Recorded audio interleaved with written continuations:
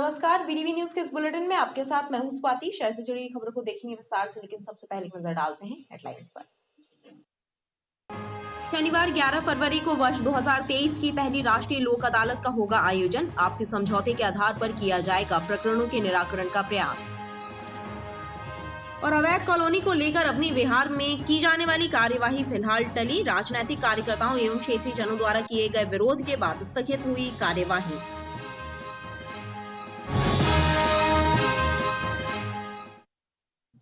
शनिवार 11 फरवरी को वर्ष 2023 की पहली राष्ट्रीय लोक अदालत का आयोजन होने जा रहा है। राष्ट्रीय विधिक सेवा प्राधिकरण के निर्देश पर मध्य प्रदेश राज्य विधिक सेवा प्राधिकरण के मार्गदर्शन में आयोजित होने वाली लोक अदालत में विभिन्न न्यायालयों में लंबित प्रकरणों का आपसी समझौते के आधार पर निराकरण होगा। शनिवार 11 फरवरी को राष्ट्रीय विधिक सेवा प्राधिकरण के निर्देश पर राज्य विधिक सेवा प्राधिकरण के मार्गदर्शन में पहली राष्ट्रीय लोक अदालत का आयोजन होने जा रहा है। राष्ट्रीय लोक अदालत के माध्यम से विभिन्न न्यायालयों में लंबित दुर्घटना मुआवजा प्रकरण, दीवानी प्रकरण, विद्युत प्रकरण, चेक अनादरण के मामले, भू अर्जन संबंधी विवाद, श्रम प्रकरण, राजीनामा, योग्यदांडिक प्रकरण, जिला अदालत में प्रस्तुत प्री लिटिगेशन के मामले आपसी सुलह के आधार पर निराकृत किए जाएंगे। जिला विधिक सेवा प्राधिकरण के सचिव जिला न्यायाधीश उमाशंकर अग्रवाल ने बताया कि वर्ष 2023 में कुल 4 नेशनल लोक अदालतों का आयोजन हुआ। पहली लोक अदालत 11 फरवरी को आयोजित होगी। इसके बाद 13 मई, 9 सितंबर और 9 दिसंबर 2023 को लोक अदालतों का आयोजन होगा। सामान्य तौर पर शनिवार का जो दिन होता है, सेकंड सैटरडे होता है या जो भी वर्किंग सैटरडे होता है, उनमें लगाई जाती है और अमूमन 2 माह का गैप रखा जाता है दो लोक अदालत के बीच में। इस बार से 11 फरवरी के अलावा एक 13 मई को, 9 सितंबर को और 9 दिसंबर को आगामी लोक अदालत रखी जाएगी। और वैसे स्थायी एवं निरंतर लोक अदालत प्रत्येक माह के शनिवार को भी रखी जाती है।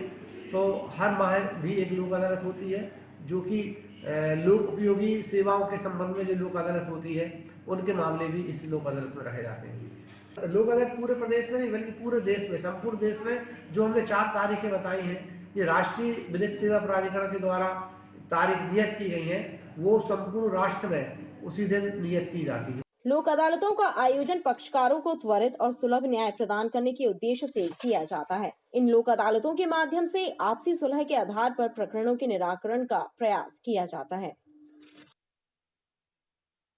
राज्य शिक्षा केंद्र भोपाल के निर्देश पर मिशन अंकुर अभियान के अंतर्गत डाइट में ग्रामीण क्षेत्र के प्राथमिक स्कूलों के शिक्षकों को बुनियादी साक्षरता एवं संख्या ज्ञान FLN आधारित प्रशिक्षण दिया जा रहा है। राज्य शिक्षा केंद्र के निर्देशों पर जिला शिक्षण एवं प्रशिक्षण संस्थान डाइट में ग्रामीण क्षेत्रों के स्कूलों में पदस्थ प्राथमिक शिक्षकों को FLN मॉड्यूल का प्रशिक्षण प्रदान किया जा रहा है। वर्तमान में डाइट में ग्रामीण क्षेत्रों के स्कूलों के 80 शिक्षकों को नई पद्धति का प्रशिक्षण मास्टर ट्रेनरों के द्वारा दिया जा रहा है। यह प्रशिक्षण बुनियादी साक्षरता और संख्या ज्ञान आधारित है। प्रशिक्षण प्राप्त करने वाले शिक्षक ट्रेनिंग के बाद स्कूलों में नई पद्धति अनुसार अध्यापन कार्य करेंगे। एक गिनती कॉन्सेप्ट नहीं था, बट उनको लकीर मालूम थी कि एक लीटर यानी एक लकीर संकेत बनाने ऐसी एक ग्रामीण शिक्षकों का प्रशिक्षण चल रहा है। FLN का फाउंडेशनल लिटरेसी न्यूमरेसी कार्यक्रम है, जो राज्य शिक्षा केंद्र के निर्देशानुसार हर ब्लॉक में प्रशिक्षण दिया जा रहा है शिक्षकों का। ये मूलतः शिक्षक जो है प्राथमिक शिक्षक हैं और डाइट में ग्रामीण क्षेत्र के शिक्षक प्रशिक्षण ले रहे हैं। इसमें 80 टीचर आए हैं और दूसरा बैच चल रहा है और ये यहाँ से विधा में पारंगत होके फिर अपने अपने स्कूलों में जाके बच्चों को ये ट्रेनिंग पढ़ाएंगे इस नई विधा के साथ। इस प्रशिक्षण कार्यक्रम के तहत पूर्व में भी शिक्षकों को प्रशिक्षित किया जा चुका है। निविदा शर्तों के उल्लंघन के कारण रेल प्रशासन ने जबलपुर स्टेशन प्लेटफॉर्म क्रमांक 6 के बाहर संचालित वाहन स्टैंड ठेका निरस्त कर दिया है। साथ ही निःशुल्क पार्किंग का बोर्ड चस्पा कर दिया। वाहन स्टैंड संचालक के खिलाफ लोगों से अभद्रता करने की शिकायतें मिल रही थी, जिसके चलते 7 दिन पहले उसे नोटिस जारी किया गया था। जबलपुर रेलवे स्टेशन प्लेटफॉर्म क्रमांक 6 पर संचालित वाहन स्टैंड ठेके को रेल प्रशासन ने निरस्त कर दिया है। जारी किए गए आदेश के मुताबिक नया टेंडर होने तक वाहन स्टैंड पर निःशुल्क पार्किंग का पोस्टर चस्पा कर दिया गया है। बताया जा रहा है कि वाहन स्टैंड संचालक द्वारा निविदा शर्तों का पालन नहीं किया जा रहा था, जिसके चलते यह सख्त कदम उठाया गया है।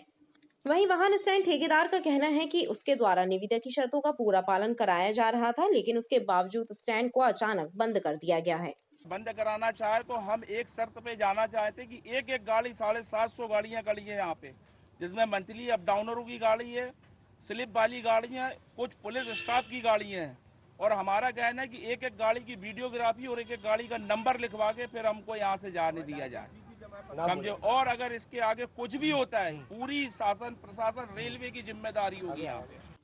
रेलवे प्रशासन द्वारा की गई इस कार्यवाही से प्लेटफॉर्म क्रमांक 6 के बाहर हड़कंप मचा है। शास्त्री नगर के पास स्थित अवैध कॉलोनी अवनी विहार के मकानों को तोड़ने का फरमान राज्य सरकार ने जारी किया है। सरकार के आदेश पर कार्यवाही करने के लिए मौके पर पहुंची जिला प्रशासन और नगर निगम की टीम को विरोध का सामना करना पड़ा। कांग्रेस और भाजपा के नेताओं ने अधिकारियों से मांग की है, लोगों का मकान तोड़ने के पहले बिल्डर के खिलाफ कार्यवाही की जाए, जिसने लोगों को धोखा दिया है। क्षेत्र में देर तक बवाल मचा रहा। तिलवारा रोड पर शास्त्री नगर के पास सरकार की जनमत की जमीन एवं ग्रीन बेल्ट की जमीन पर अवैध रूप से बनाई गई कॉलोनी अवनी विहार को तोड़ने का फरमान प्रदेश सरकार ने जारी किया है। इस आदेश के परिपालन में जब जिला प्रशासन और नगर निगम की टीम मौके पर पहुंची तो बवाल मच गया। गरीबों और मध्यम श्रेणी परिवारों के बचाव में कांग्रेस और भाजपा के नेता एक साथ सामने आ गए। उन्होंने कहा कि सामान्य लोगों के मकान तोड़ने के पहले बिल्डर पर सख्त कार्यवाही की जाए।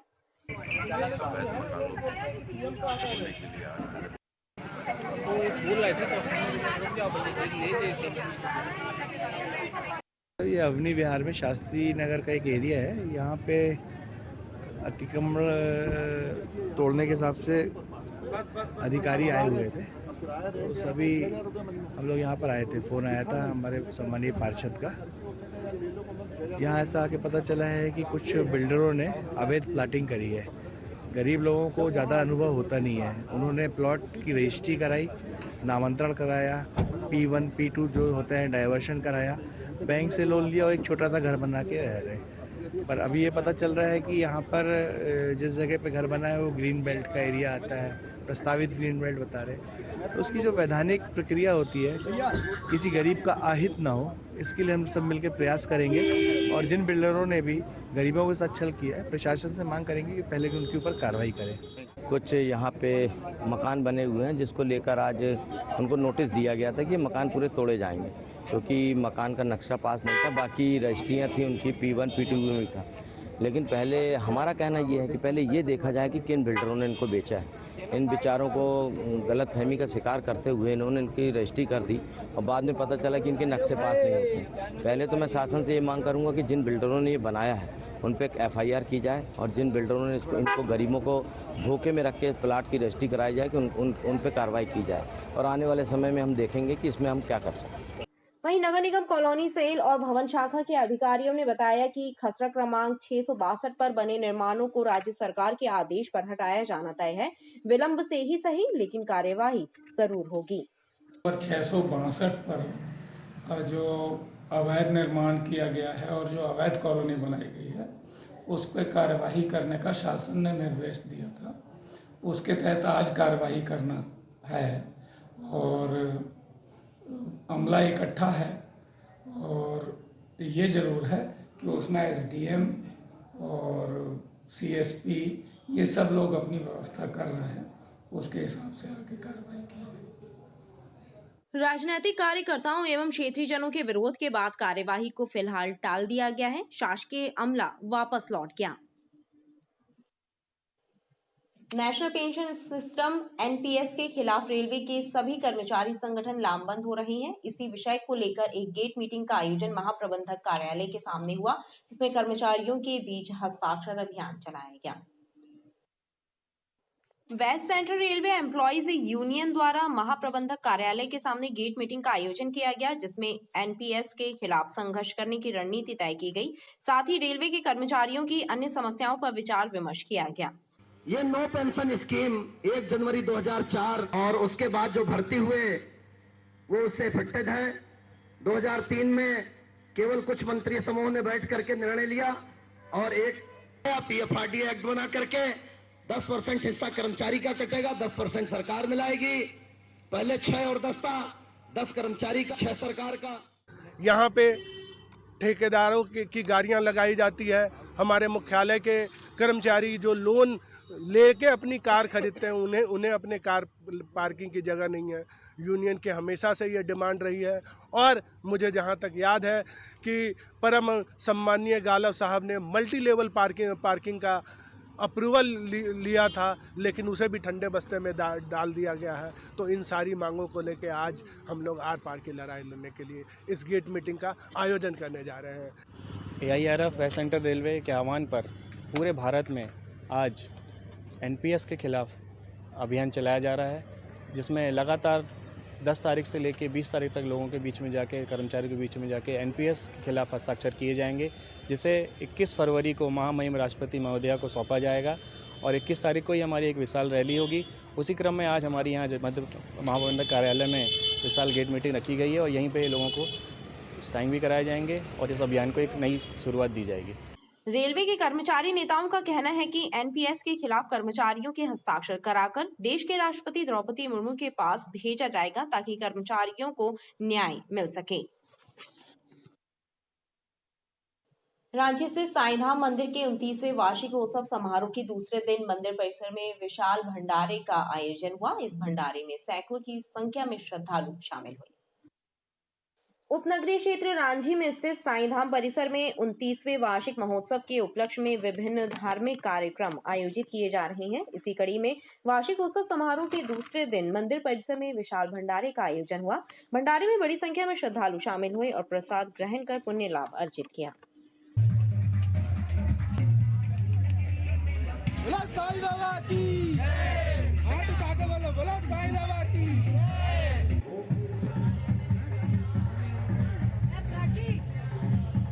साईं धाम रांझी में 29वां वार्षिक उत्सव मनाया जा रहा है। आज दूसरे दिन विशाल भंडारे का आयोजन किया गया है। इस भंडारे में 3 से 4 हजार लोग आके बाबा का प्रसाद ग्रहण करते हैं और बाबा का आशीर्वाद प्राप्त करते हैं। 3 दिवसीय वार्षिक उत्सव के तहत मंदिर में धार्मिक कार्यक्रमों का सिलसिला जारी है, जिसमें बाबा के भक्त और श्रद्धालु बढ़ चढ़कर शामिल हो रहे हैं। घमापुर पुलिस ने वाहन चेकिंग के दौरान एक युवक को गांजे के साथ गिरफ्तार किया है। पुलिस के मुताबिक टेस्टिंग रूट पर हेलमेट चेकिंग के दौरान युवक को संदेह के आधार पर पकड़ा गया और उसके बैग की तलाशी में 2 किलो 600 ग्राम गांजा मिला। आरोपी के विरुद्ध NDPS एक्ट के प्रावधानों के तहत प्रकरण दर्ज किया गया है। घमापुर पुलिस ने टेस्टिंग रोड पर हेलमेट चेकिंग कार्रवाई के दौरान गांजा लेकर जा रहे एक आशीष मिश्रा को गिरफ्तार किया। आशीष के बैग की तलाशी लेने पर उसमें से 2 किलो 600 ग्राम बरामद किया गया। पुलिस ने आरोपी के विरुद्ध NDPS एक्ट के प्रावधानों के तहत प्रकरण दर्ज कर उससे पूछताछ शुरू कर दी। घमापुर थाना प्रभारी चंद्रकांत झा ने बताया कि बीती रात टेस्टिंग रोड पर वाहन चेकिंग की जा रही थी। इस दौरान पुलिस ने होंडा शाइन सवार आशीष मिश्रा को बिना हेलमेट वाहन चलाते पकड़ा और चालानी कार्रवाई की। इस दौरान आशीष की गतिविधियां संदिग्ध नजर आईं। पुलिस ने शंका के आधार पर उसके बैग की तलाशी ली, जिसमें गांजा बरामद हुआ। प्रतिदिन हमारे यहाँ से वाहन चेकिंग लगाई जाती है ताकि लोग हेलमेट पहने, उसको अवेयर करने के लिए। और कल भी उसी तरह से टेस्टिंग रोड पर वाहन चेकिंग लगाई गई थी। उस बीच वाहन चालक होंडा शाइन में एक आया और उसका नाम आशीष, पिता संतोष शुक्ला होटल का रहने वाला था और वो सीधे ही जो है सम्मान शुल्क देने के लिए जल्दबाजी करने लगा। उसकी रसीद काटी गई थी और हेलमेट का चालान किया गया था। फिर उस पर संदेह हुआ कि इतना जल्द हड़बड़ाहट क्यों कर रहा है करके उसके बैग को चेक किया तो उसमें हमें अवैध मादक पदार्थ गांजा मिला और उस पर गांजे की कार्रवाई की। कितना गांजा पकड़ा गया सर? 2 किलो 600 ग्राम गांजा मिला है। ये कहाँ की चेकिंग में घटना है? Testing road. पुलिस ने आशीष की मोटरसाइकिल भी जब्त की है और उसे न्यायालय के समक्ष पेश किया जा रहा है। हनुमानताल थाना पुलिस ने भोलानगर में पहाड़ी पर छिपाकर रखी गई अवैध देशी शराब जब्त की है। इस मामले में भोलानगर के रहने वाले एक युवक को गिरफ्तार किया है। मामले में आबकारी एक्ट की धारा 34(2) के तहत प्रकरण दर्ज किया गया।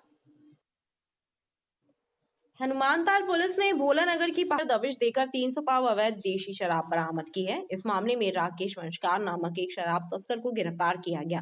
पुलिस ने बताया कि मुखबिर की सूचना के बाद थाने की पुलिस टीम ने भोला नगर में दबिश दी, जहां राकेश वंशकार को पकड़ा गया। राकेश की निशानदेही पर पहाड़ी में छिपा कर रखी गई 6 पेटी तकरीबन 300 पाव देशी शराब बरामद करते हुए उसके विरुद्ध आबकारी एक्ट की धारा 34(2) के तहत प्रकरण दर्ज किया गया है। रात करीब 9 बजे थाना हनुमानताल पुलिस को सूचना प्राप्त हुई कि एक व्यक्ति जो है अवैध शराब भोला नगर की पहाड़ में छुपा के रखा है और बेचने की फिराक में है। उक्त सूचना पर हमने उपनिरीक्षक प्रभाकर सिंह और उनकी टीम को भेजा, जिन्होंने घेराबंदी कर दबिश दिए, जिसमें राकेश वंशकर नाम का व्यक्ति जो है शराब अपने कब्जे में लिए हुए 5 पेटी लगभग 300 पाव जो है शराब हमने देसी लाल मसाला उसके कब्जे से जब्त किया है। और चूँकि 50 लीटर से ऊपर है, इसमें 34(2) आबकारी अधिनियम के तहत प्रकरण पंजीबद्ध करके विवेचना में लिया गया है और आरोपी के पुराने रिकॉर्ड भी हैं। और यह देखा जा रहा है कि उक्त शराब इसने कहां से एकत्रित की है और कहां यह बेचने के फिराक में था। पूछताछ कर रहे हैं और उसको न्यायालय पेश किया जाएगा। पुलिस आरोपी राकेश वंशकार से अवैध शराब के संबंध में पूछताछ कर और भी जानकारी जुटा रही है।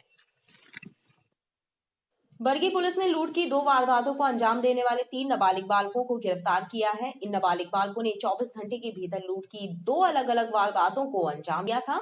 इनसे लूटी गई मोटरसाइकिल, 2 मोबाइल, पर्स, नकदी और घटना में उपयोग की गई एक मोटरसाइकिल बरामद की गई। बरगी पुलिस ने बताया कि बीती 9 फरवरी और 10 फरवरी को थाना क्षेत्र के अलग-अलग स्थानों पर लूट की 2 वारदातें घटित हुई थीं। दोनों ही घटनाओं के बाद लूट के प्रकरण पंजीबद्ध किए गए और संदेहियों की तलाश शुरू की गई थी। इस दौरान 3 अपचारी बालक संदेहास्पद स्थितियों में पकड़े गए, जिनसे पूछताछ के बाद लूट की दोनों वारदातों का खुलासा हुआ और आरोपियों से लूटी गई मोटरसाइकिल, 2 मोबाइल, नकदी जब्त की गई। कल शाम को बरगी नगर में करीब 5 बजे के आसपास एक पर्यटक वहाँ गए थे जबलपुर से घूमने के लिए, जिनके के साथ वहाँ पे 3 नाबालिग बच्चियों ने उनके साथ लूट की। उनका मोबाइल, कुछ रुपए और मोटरसाइकिल जो थी उनके पास थी डिलक्स, वो लूट कर ली थी। और इन्हीं लोगों के द्वारा बरगी में भी एक मोबाइल छीना गया था। कल पुलिस अधीक्षक महोदय के आदेशानुसार जो शहर में विभिन्न स्थानों पर देहात में भी वाहन चेकिंग चल रही है, वो वाहन चेकिंग के दौरान जो है जब पॉइंट मिला तो तीनों नाबालिग आरोपियों को गिरफ्तार किया गया है और उनसे जितना लूट का माल था वो रिकवर किया गया है और गिरफ्तार करके इनको माननीय न्यायालय के समक्ष जुडिशियल रिमांड में पेश किया गया।